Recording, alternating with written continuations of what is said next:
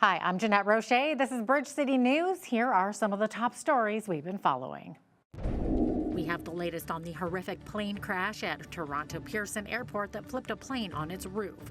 Plus, an aviation expert says investigators have plenty of evidence to determine what happened due to the intact fuselage.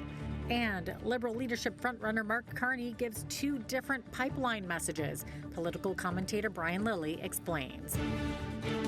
Your nation, your province, your southern Alberta. From the heart of Lethbridge, it's Bridge City News with Jeanette Roche. Thanks so much for joining us. Investigators with Canada's Transportation Safety Board are trying to find out what caused the plane crash at Canada's largest airport. A regional Delta Airlines flight from Minneapolis crashed upon landing at Toronto's Pearson Airport yesterday afternoon and flipped over. All 80 people on board survived. Delta Airlines says 19 of the 21 injured passengers were taken to hospitals following the crash, and they've been released as of this morning. The airport's CEO, Deborah Flint, says this is not a time to speculate as to what caused the crash, adding that Canadian and U.S. authorities are conducting a thorough and full investigation. First and foremost, there was no loss of life. And this is in due part to our heroic and trained professionals, our first responders at the airport. So the facts of the matter around this event that happened at approximately 2:30 p.m. is Delta Airlines Flight 4819 from Minneapolis to Toronto, operated by subsidiary Endeavour Air, was involved in a single aircraft accident upon landing at Toronto Pearson. The plane was carrying 4 crew and 76 passengers, among them 22 Canadians. The other passengers were multinational. Airport emergency workers mounted a textbook response, reaching the site within minutes and quickly evacuating the passengers. We stood up our emergency operations center with Delta Airlines and representatives from fire, police, paramedics, security, and our federal agency partners. Again, there were no fatalities. 17 injured passengers were quickly taken to local area hospitals. At this time, we do not know of any of those passengers having critical injuries. We immediately halted further arrivals and departures on our remaining 3 runways. Those runways were reopened at approximately 5 p.m. These 2 runways will remain closed while the investigation takes place. Peel Regional Police, who have a large presence at Pearson Airport, were amongst the first on the scene after the plane crashed. Deputy Chief Mark Andrews describes what the conditions at the site were like when they first arrived. Press conference comments were featured on our affiliate Merit TV Canada's Merit Mornings earlier today. The conditions were difficult, but I will say this, that we regularly practice with our partners in fire and EMS and the GTAA and Transport Safety Canada. So we were prepared for this event, as extreme as it was. And our men and women, not only in policing, but across all the first responder services, did a tremendous job. And in my mind, no doubt saved lives. So I'd like to acknowledge that. There was some impact, on the police of jurisdiction being ourselves, not only here at the airport, because as you can imagine, we don't have surge capacity to deal with something like this the way they do in the private industry. We had, at one point, we had 50 police officers responding to the circumstances here at the airport and the surrounding environment.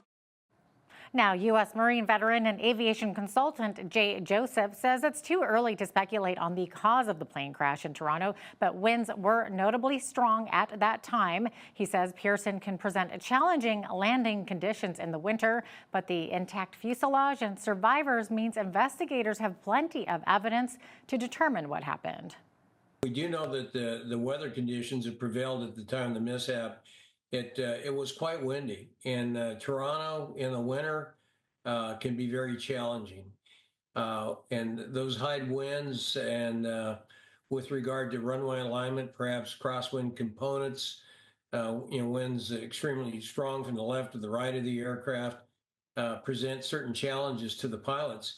the NTSB and the TSB, they'll go in and they'll look at all the data and they'll reconstruct it real time. The cockpit voice recorder, the digital flight data recorder will allow the investigators to come back and look at all parameters of the aircraft with regard to performance.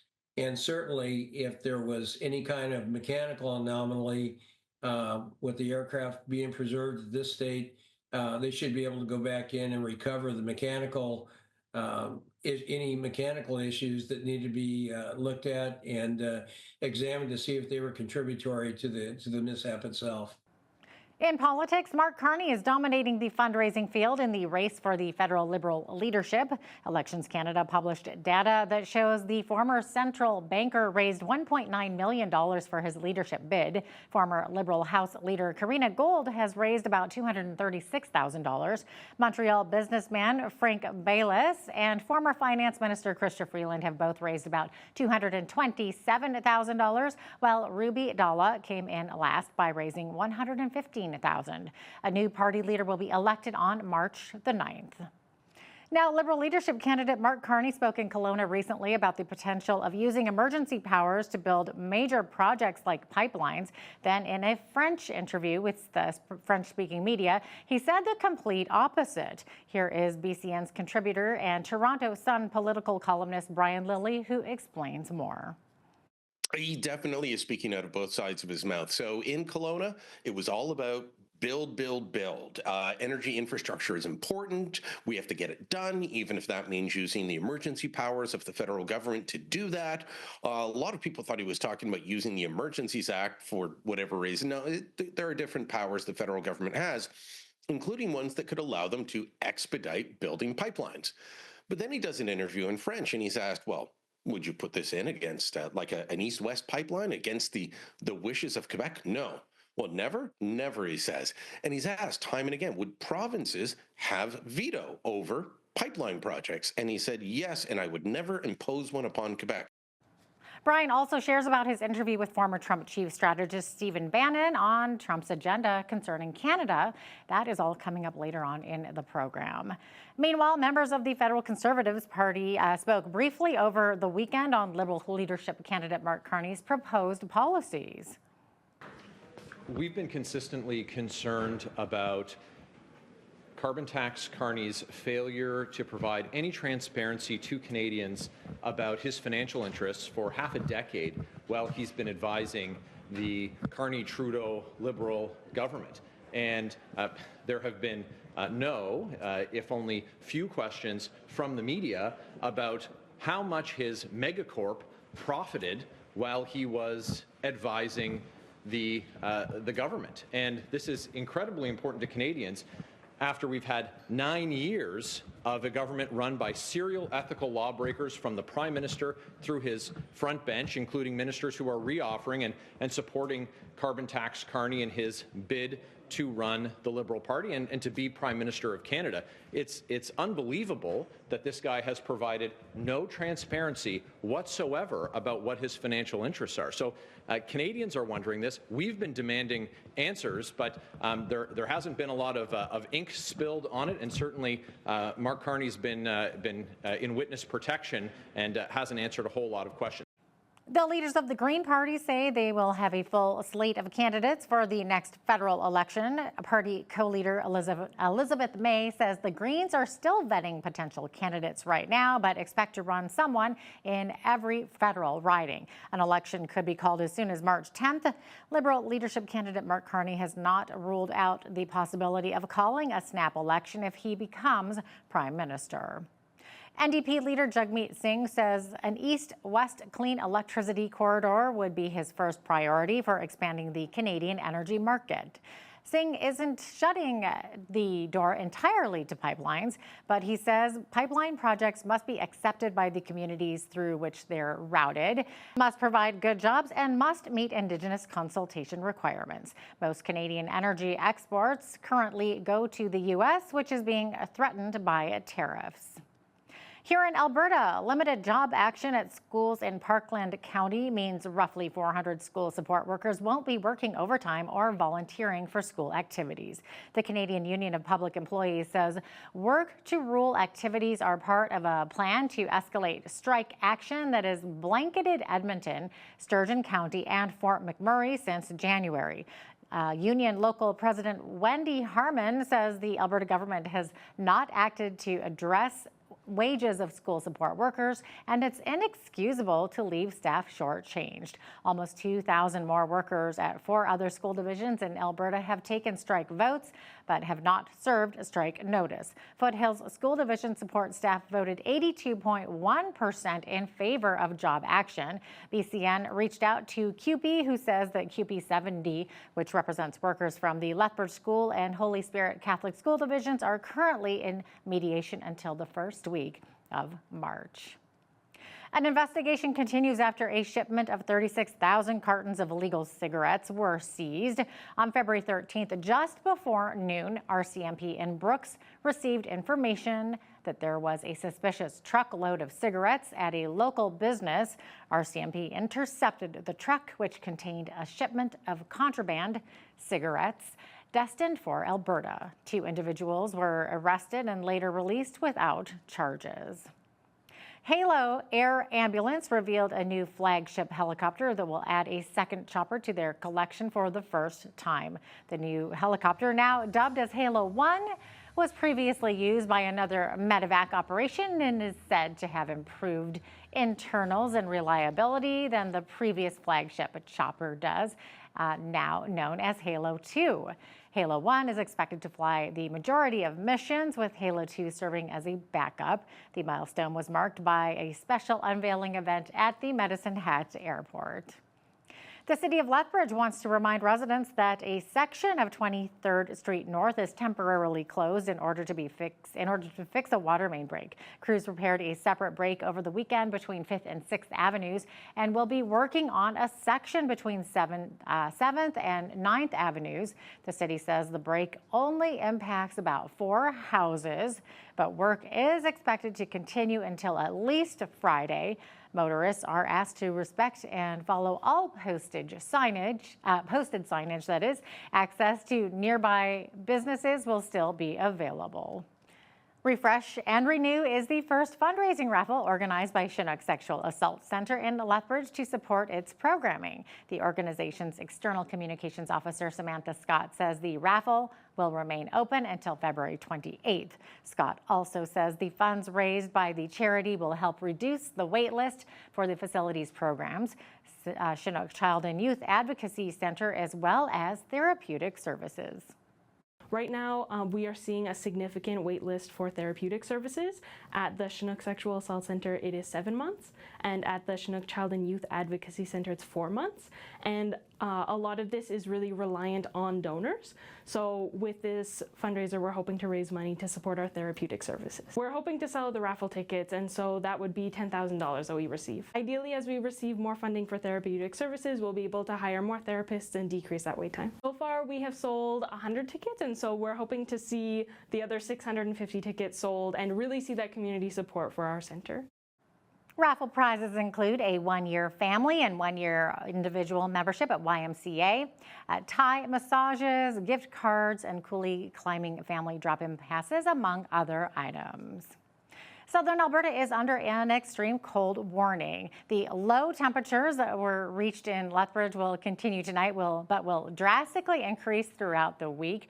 Christy Kleimenhaga, a scientist with Environment and Climate Change Canada, says she explains which cities around Lethbridge are also facing those low temperatures, including southeastern Alberta, parts of east central Alberta, around the Edmonton area, and then into northeastern Alberta as well. So Lethbridge under an extreme cold warning, and it looks like maybe through tonight you will see some moderation, although the real change in our pattern coming tomorrow. But then by the time you hit Thursday, that's when we'll really feel that those milder conditions setting in and even above seasonal temperatures to take us into the weekend. Now, what we're seeing in this cold snap is a large high pressure system at the surface bringing in that cold polar air and locking it in place, not only for Alberta, but for Saskatchewan, Manitoba too. For those warning criteria to stick in place is about a minus 40 wind chill for a couple of hours. You can get frostbite in 5 minutes, 10 minutes, very, very quickly. So you want to make sure that you are bundled up properly.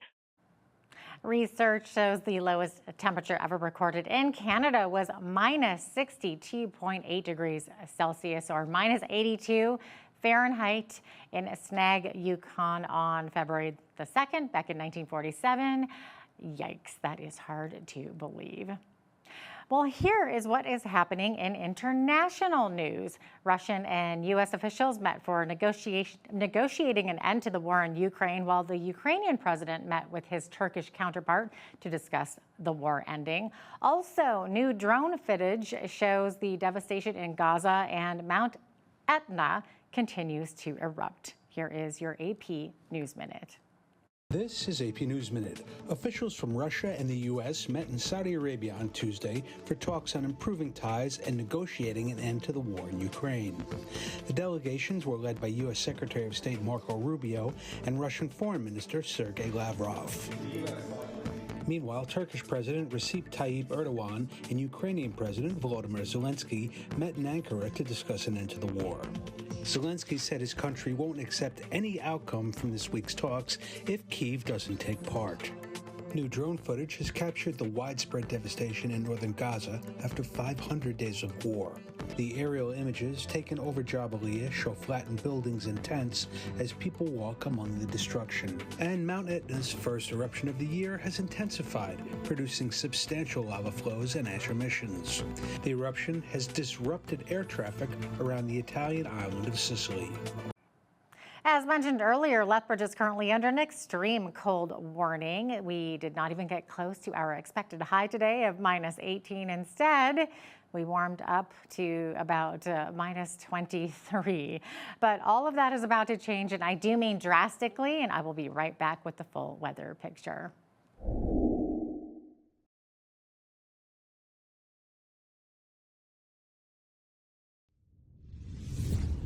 Welcome back. Well, extremely cold wind chill values near minus 40 continue tonight and Wednesday morning before temperatures start to moderate quite a bit. So we're going to be going from extreme to extreme.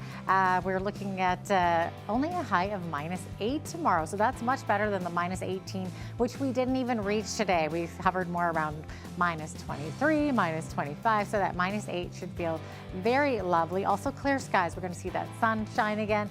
And then look what's going to happen here. We're going to go jump up into the pluses for Thursday, Friday, Saturday before we reach some double-digit teen temperatures on the weekend. So Thursday 5, 7 on Friday, Saturday looking at a high of 9 degrees, 16 on Sunday, and 13 on Monday. So that is definitely more like it. Average high for this time of year too. Average low minus 10. 19 was our record high back on this day back in 1916 was the record high. That was 19 degrees. Record low minus 37 happening back in 1929. Sun rose this morning at 7:36. Sun is set this evening at 5:55 p.m. So we're looking at nearly 10 hours and 20 minutes of a daylight, about 10:19 there. Okay, on the west coast tomorrow. So wind warning in effect in Victoria, looking at up to 90 kilometer per hour winds tomorrow in Victoria, as well as 5 to 10 millimeters of rain. Lots of rain expected in Vancouver tomorrow, 15 to 25 millimeters of rain. High of 9 degrees, Victoria sitting at 10, minus 13 in Edmonton and Calgary tomorrow. Edmonton was under that extreme cold warning earlier today. Things are going to start to warm up later on in the week, and also for Calgary as well, looking similar to Lethbridge. Okay, extreme cold also in effect. It's a prolonged one for the rest of the prairies here at Saskatoon. Minus 22 for the daytime high, minus 24 in Regina, minus 17 in Winnipeg. And that is not including the wind chill factor, folks. So we're talking frostbite in minutes, as it's going to feel more like high minus 30s, minus 40 with that wind chill. Okay, so we're seeing a 30% chance of flurries tomorrow in Toronto, -6 for the high there, at -10 in Ottawa, -9 in Montreal, mix of sun and cloud in both of those cities. As we see into Atlantic Canada, we're seeing a 60% chance of flurries in Halifax, -1 there, -3 in Fredericton, -1 in Charlottetown, also a 60% chance of flurries, 60% chance of flurries or showers in St. John's tomorrow with that high of 3 degrees there. So there you have it. That is your forecast. Inflation ticked back up to 1.9% in January. Stats Canada says it's thanks to a spike in prices at the pump, which rose 8.6% last month compared with a year ago. That spike offset the federal government's 2-month tax break that ended over the weekend. Without the tax break, the annual inflation rate would have jumped to 2.7% compared with 2.3% in December. January home sales were up 2.9% compared with a year ago, but the Canadian Real Estate Association notes that fell off at the end of the month, saying the drop-off was likely reflecting uncertainty over the potential for a trade war with the United States. Meanwhile, the number of newly listed properties in January jumped 11% month over month. The average price of a home was about $670,000, up 1.1% from January of last year.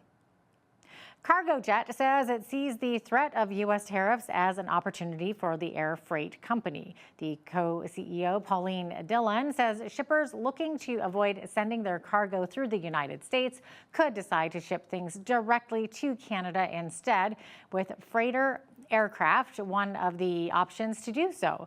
Fellow co-chief executive Jamie Porteous says Cargojet's charter service is growing, with freight revenues up 136% year over year in its latest quarter. The Mississauga, Ontario company's charter service hauls goods from China to Canada, and Porteous says it would steer clear of any U.S. import duties. And with that in mind, here is a look at today's markets. The TSX was up 165 points on the day to finish at 25,648. The Dow was up 10 points to 44,556. The S&P 500 was up 14 to 6129, and the Nasdaq was up 14 points to finish at 20,041. West Texas Intermediate Oil was up $1.11 to $71.85 U.S. per barrel. Natural gas was up 29 cents to $4.01 U.S. Gold was up $35.89 to $29.3505 U.S. an ounce, and silver was up 51 cents to $32.89 U.S. an ounce. Feed wheat is at $8.57 per bushel. Barley is at $6.57. Canola is at $15.05, and corn is at $8.56 per bushel. Live cattle were down 30 cents to $197.45. Feeder cattle March contract was up $3.38 to $269.72. Lean hogs April contract was up 60 cents to 93.20, and the Canadian dollar was even over the past 24 hours at 70.40 US.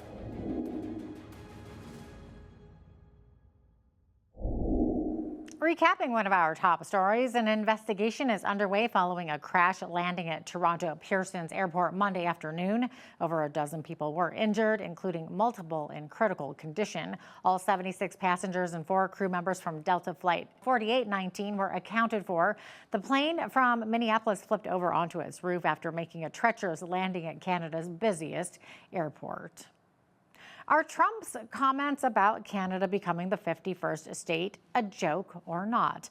Political columnist Brian Lilley just returned from Washington, D.C. and has some insight from his interview with former Trump chief strategist Stephen Bannon. That is coming up right after the break. Also, when you see news happening in your community, be sure to send us an email at info@bridgecitynews.ca. You can also visit our website or our YouTube page anytime to check out more of our stories and interviews.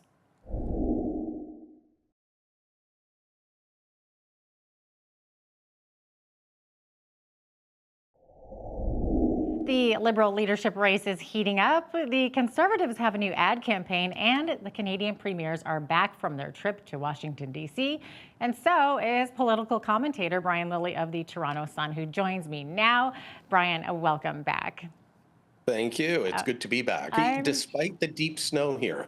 Yeah, well, it's February. We can't get around it, unfortunately.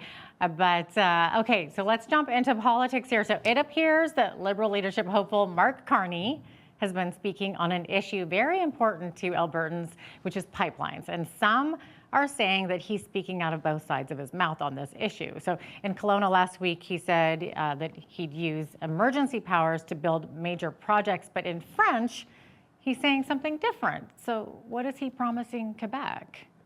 He definitely is speaking out of both sides of his mouth. So in Kelowna, it was all about build, build, build. Energy infrastructure is important. We have to get it done, even if that means using the emergency powers of the federal government to do that. A lot of people thought he was talking about using the Emergencies Act for whatever reason. No, there are different powers the federal government has, including ones that could allow them to expedite building pipelines. But then he does an interview in French, and he's asked, well, would you put this in against like an east-west pipeline against the wishes of Quebec? No. Well, never? Never, he says. And he's asked time and again, would provinces have veto over pipeline projects? And he said, yes, and I would never impose one upon Quebec. So two very different messages. And look, there was a time when politicians, to a degree, could get away with saying one thing in English and one thing in French because, well, not enough people are speaking both languages or we're not paying attention. I was going to say, it pays to be bilingual these days, especially, right? Yeah, and we've got the interwebs where people share things, and so I mean, there's already video going around that combines Carney in Kelowna with Carney on CBC in French. It's very damaging to him. It really makes him look like he's not being forthright. But look, this is a guy who also said he would balance the budget within 3 years. Well, he's talking about massively increasing defense spending, infrastructure projects, but also keeping all of the liberal social programs that they're just starting, like dental, which is going to get more expensive by the year. And then it turns out, well, no, he's not really going to balance the budget. He's going to split the budget in two, and all the deficit stuff will be over here in the capital budget, but the operating budget, he will balance. That's not telling the truth. You're trying to go around things, just like his carbon tax. So this is probably, I'd say, the third time. He said he'd get rid of the consumer carbon tax, but then he would dramatically increase the industrial carbon tax, and he wants to put a carbon tariff on imports from outside of the country. Well, you're essentially making us pay more for imported goods, which is another way of saying a carbon tax. So Mark Carney isn't exactly being truthful or forthright with voters. And there's a very good chance that, where are we now?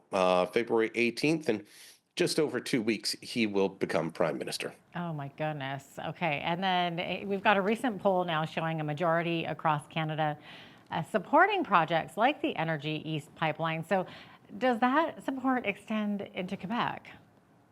It is about 76, 77% across the country say, yeah, they support that project now. And that's about the level of support even in Alberta, surprisingly enough. Support in Alberta is down. And I have to wonder, is that because some people are just pessimistic about it now and say, well, it'll never happen?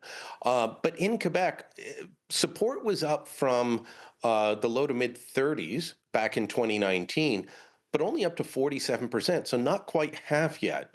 Quebec is still not on board pipelines. Sure, they want the revenue from the transfer payments, equalization. They want the benefits of an economy that is supported by the oil and gas sector in so many ways, but they don't want pipelines. There's already pipelines in Quebec. They are just very hypocritical, and a lot of it driven by media outlets like what we saw, badgering politicians not to support anything that comes from Alberta. Okay, Brian, last week when we spoke, you were in Washington, D.C. following the premier's round, and there have been critics of the trip saying that they didn't accomplish anything, even comparing their meeting at the White House to a meeting with the kitchen intern. But you were there, Brian, and you take a different view, a different approach, and say that the trip was worth it. So why do you say that? Well, first off, just the number of meetings that they had were fantastic. So individually, each premier was off meeting people that were important to them. Um, Premier Danielle Smith meeting with Doug Burgum, the Interior Secretary, who is very important when it comes to the oil and gas industry. Things like if they were to bring back a Keystone XL pipeline, he'd be a key driver of that. He'd be an influencer. People like Senator Kevin Cramer from North Dakota. He shares a border with Saskatchewan and Manitoba. He met with all the premiers, but also individually met with Ontario Premier Doug Ford. Saskatchewan Scott Moe met with Iowa Republican Senator Chuck Grassley, one of the leaders of the GOP. So, you're making these connections, you're making Canada's case, and you can run down the list of, I believe that Premiers Moe and Smith had joint meetings at times with people who are on the Energy Committee.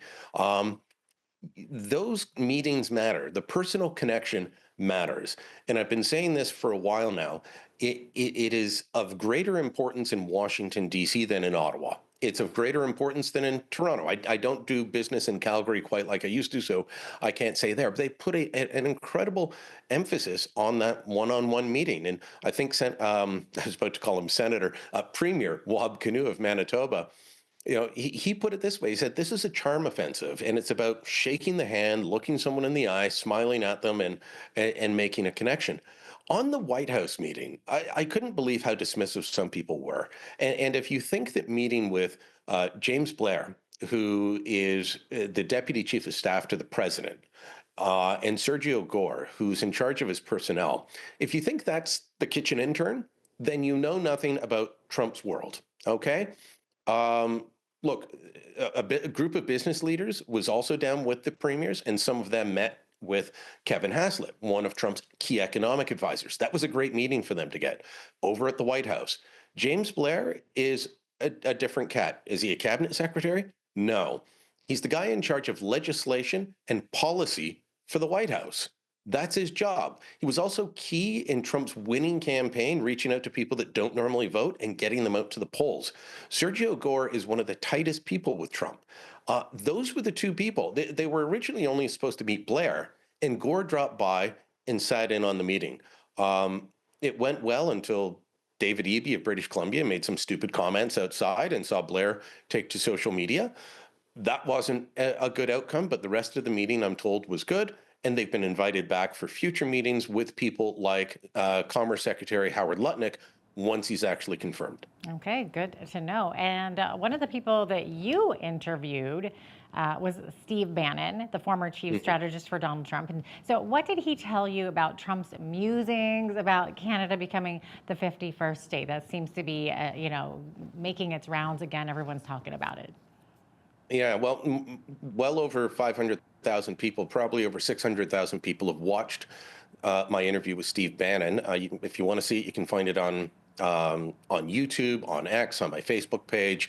It is around and getting lots of views. He said Trump is not trolling. He is very serious about this. We talked a lot about national defense, national security. This is what's driving it. And he connected for people who want to listen and understand the thinking. And that's my whole goal in going to talk to Bannon. Bannon knows how Trump thinks, knows the man well. He's not in the White House anymore, but still very key to the MAGA movement. And I said, okay, I understand why the president is talking about Greenland and China's influence in Greenland and the strategic minerals that are there, but also access to the Arctic. I understand the president talking about the Panama Canal because China currently controls ports on either side of this canal, and this is a canal that is vital to American interests. I said, I don't get the Canada point. And he brought it all back, and he said, it's China. And he said, you guys used to be very secure in the north because the Arctic was frozen. It's not anymore. And now it's become your soft underbelly. And China wants in there. Russia wants in there. They're sending ships in, and you guys can't even do anything about it. That Trump will move ahead towards this idea of a 51st state, or we're going to have to take things seriously and be a good and valued partner. It sounds like either way, Trump wants a closer relationship. and we're either going to get closer to the US or we're going to be cast out and put into Beijing's orbit. I don't think that's where we want to go. We won't be getting the kind of favorable trade arrangements if we decide that we're going to partner with Beijing the way some people in Canada want to, because they're just angry at Trump. So very enlightening interview, very informative, and I'd encourage people to check it out. Yeah, that's really eye-opening for sure. Because there was so much talk about the border issue, and Brian, you've said that fentanyl came up over and over again with the Americans, but the Canadian government is saying that less than 1% of fentanyl in the U.S. comes from Canada. So why do the Americans see things so differently? Well, one, they don't believe that we're prosecuting people properly. They don't believe that we are catching or that they're catching the fentanyl that's going across. In fact, just as we were leaving or just after we left, there was a bust at a shipping facility in Seattle. A pound of fentanyl, which is a lot of fentanyl, that can kill an awful lot of people. It was found, it had been shipped down in a package from Canada. And while they were doing spot checks, they found it. We need to take the fentanyl issue seriously so that our border doesn't become thickened the way it is elsewhere, right? Our two-way trade requires us to be able to move goods quickly and speedily. It doesn't take a long time to get across the US border from Canada, and we want to keep it that way. So people keep saying to me, but it's up to the Americans to find this stuff. Well, you could argue that, or you could argue we need to find it before it leaves, before it heads down there, because otherwise that border will get thick. That truck will take a long time to cross over. You will take a long time to cross over, driving down to see family or friends or do shopping or go on a vacation, what have you. We don't want that border to get thick. And they believe that it is coming through the mail, that trucking firms are now moving an awful lot of this in connection with cartels and triads, and they want it stopped. So it's not helpful. And I was told time and again, every business leader told me it came up in the meeting. The politicians told me it came up in the meetings. And the federal government downplaying this, even as they appointed a fentanyl czar, that does not go over well. The fact that we did appoint a fentanyl czar, that did go over well. But trying to downplay it, is I keep saying that this relationship is like a marriage. Well, if one partner in the marriage says there's a problem and the other person just keeps saying, no, there isn't, you're going to end up in an argument. Yeah, so there is a problem, obviously. Yeah, listen and respond. Don't just say there's no problem over and over again. All right, so we're going to switch gears here, talk about the Conservative Party. Pierre Poilievre gave a passionate defense of Canada over the weekend with a speech on Flag Day. Obviously, patriotism has gone up lately with all of this talk of the 51st state. But what did you take away from the speech there, Brian? It was an amazing expression of positive patriotism. Too much of our patriotism is centered on booing the Americans. And Pierre stood up in Ottawa. Thousands of people were there, not hundreds, as some have claimed. They had to have two overflow rooms, and they were at capacity as well. And he plainly said that Canada will not be the 51st state, but also defended Canada from a very positive point of view, not a negative point of view. Too much of how we define ourselves as Canadians, in my view, is, with phrases like, well, we're not American, or we're just like Americans, but with no guns and better healthcare. Thankfully, Pierre didn't go that route. I said to a few Conservatives that Pierre Poilievre did a great job delivering the speech, and that whoever wrote the speech should get a raise. Well, it turns out he's the one that wrote the speech. It was those were his own words, and he spoke from the heart, and I thought it was great. And at the same time as that's going on, the party's launched new ads. Maybe you saw them if you were watching any of the Four Nations face-off hockey games, and they're taking a bit of a different turn. They're still pointing out the things that have gone wrong under the Trudeau Liberals, but with a very patriotic message, a hint at what's going on in Canada-U.S. relations. One of them ends with Pierre Poilievre and his wife, Anna, raising up the Canadian flag, talking about bringing hope back to the country. So overall, I think he's doing a very good job of pivoting. Carbon tax is still very important. The Liberals won't stop talking about it. But he's got to pivot to where the attention and the mood of the nation is now. And I think he did that with the speech and with these new ads. Okay, so it sounds like they're taking a bit of a new position, but maybe not necessarily changing their message entirely, right? Yeah, not completely. They're adjusting. Let's put it that way. It's not a pivot.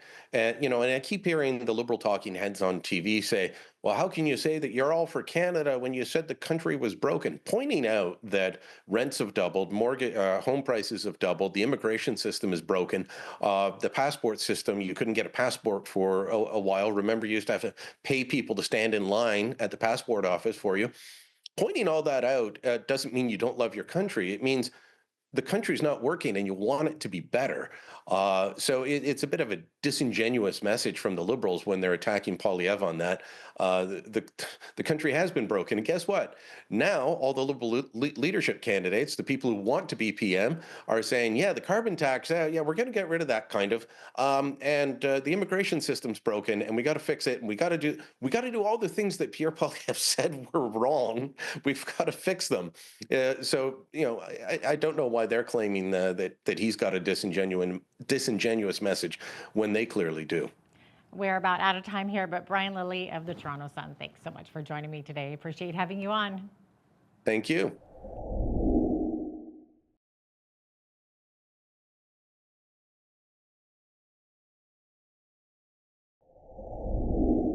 A group of researchers from all over the world are closely examining the long-term effects that spaceflight has on the human mind and body. There are 2 Canadian experts involved in the research project, and they are both from our own University of Lethbridge.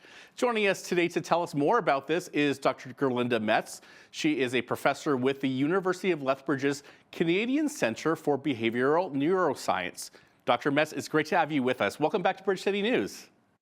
Thank you so much, Naveen. I'm glad to be here.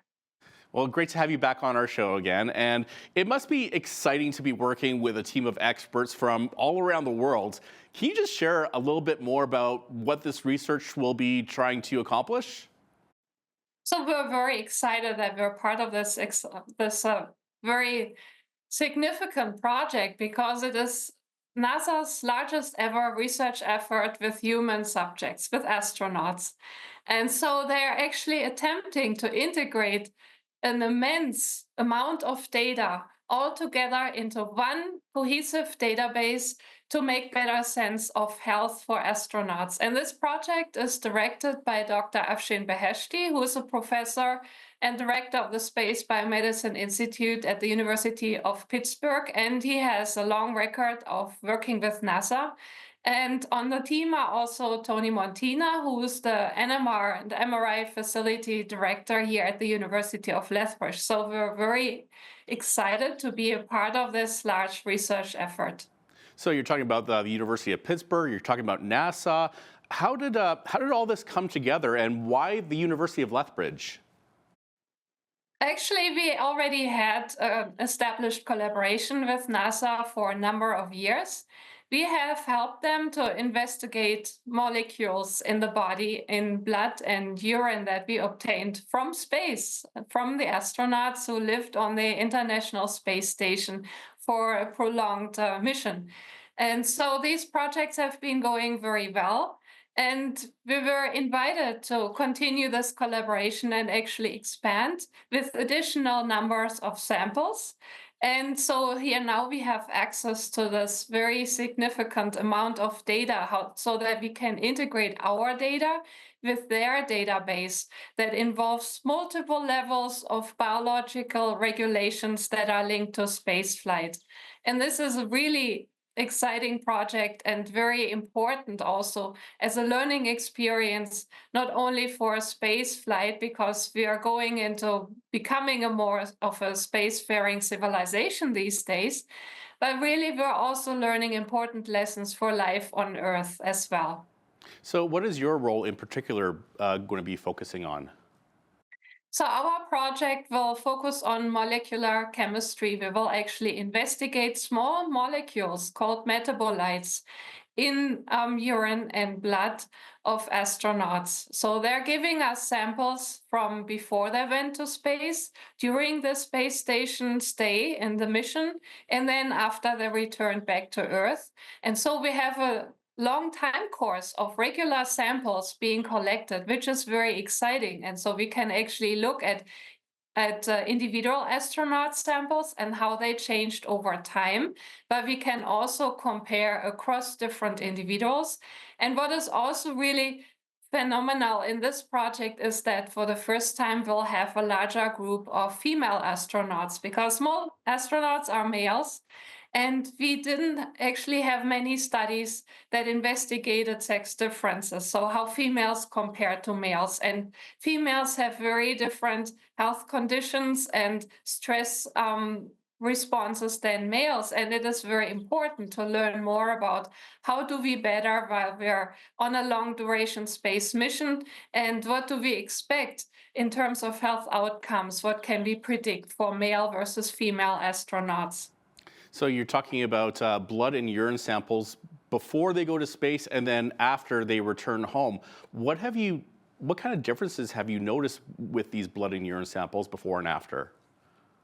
It's very interesting that actually males adapt a little bit faster to the stress and the mission when they're going to the International Space Station than females would. And we need to take this into account in what kind of markers we're looking for. And it's very important to look at these small metabolites, these small molecules, in very accessible samples like urine that you can easily provide, so we can follow up with health measurements. And this is important when we go to space, because space is a very, very harsh environment. These astronauts are going through extreme levels of stress, not only psychologically, but also physiologically and physically. We have also microgravity or zero gravity. We have lower levels of a magnetic field than we have on Earth. We have very cold temperatures. We have very dry air. We also have various levels of radiation. This is a very harsh environment that astronauts enter into, and there are all kinds of health complications that they might be at risk. And so we want to better understand, with looking at these molecules, what risks are they to be expected, but also how can we produce countermeasures and treatments for them to prevent these adverse health outcomes for them. And you mentioned one of your colleagues, Tony Montina, who is also working on the project. Can you explain a bit about what his focus will be on? So my colleague, Tony Montina, he's the director of the NMR facility. We're using what we call nuclear magnetic resonance spectroscopy. That is a mouthful, but what we're doing is we study small molecules. And when you look, for example, at a urine sample, you actually have 200 different types of these small molecules you can measure. So it's like a very personal fingerprint of what is going on inside of the body. Every cell is producing these small metabolites, and they are then measurable in liquids or in any tissue of the body. But here, when we work with urine, we have to make sure we're looking at these metabolites as a kind of a reflection of what is going on inside the body and inside our cells. It's just so fascinating how spaceflight can affect your body and can affect the mind. And apparently spaceflight also affects mitochondria, which generate energy for the human cell. What do we know about how and why mitochondria is changed by spaceflight, and what are some potential solutions? So mitochondria are like the powerhouses of the cell. Every cell has mitochondria. And what happens when we're going through extreme stress, or we're especially entering a space environment, these mitochondria might go into, some at least, into a dysfunctional state. This is such an extreme impact on the body to go to space with all the different stresses going on, that mitochondria might be disrupted in their normal function. So they actually produce less energy than what we would like to see and what the body would need. Because every cell has mitochondria, and because organs are made out of cells, cells can actually lead to diseases in various organs through mitochondrial disruption. So this is something that is a very important learning experience, because what we're seeing also in aging on Earth often is that mitochondria become dysfunctional. So we actually learn a great deal about aging on Earth. So what can we do about it? That's an important question. And we have actually developed on Earth, through many clinical studies, various drug treatments that can improve mitochondrial function. Now that we know that's actually based on Dr. Afshin Beheshti's work, that mitochondria are dysfunctional in space. We can use and test some of these therapies that we have available, and maybe even dietary countermeasures could be effective. So, for example, think of antioxidants that reduce the amount of cellular stress that would protect mitochondria in their function. There are many other ways of how drugs could affect and boost mitochondrial function. And so these need to be tested now that we have realized that there is an issue. We can now hopefully help astronauts stay healthier for longer in space. And I'm told that astronauts have a higher risk of cancer. And you had mentioned earlier that there's a lot of radiation up in space, so that might be behind it. But what else would be behind it other than radiation? And will your research be exploring this area as well? So cancer, indeed, like you say, is a very important risk factor that we need to take into account for space flight. And we have low levels of radiation. We also have ionizing, very strong resources of radiation, such as solar flares produced when the sun is very active and it's going through cycles where it's more or less active. And when it's highly active, this is more putting a higher risk on the body.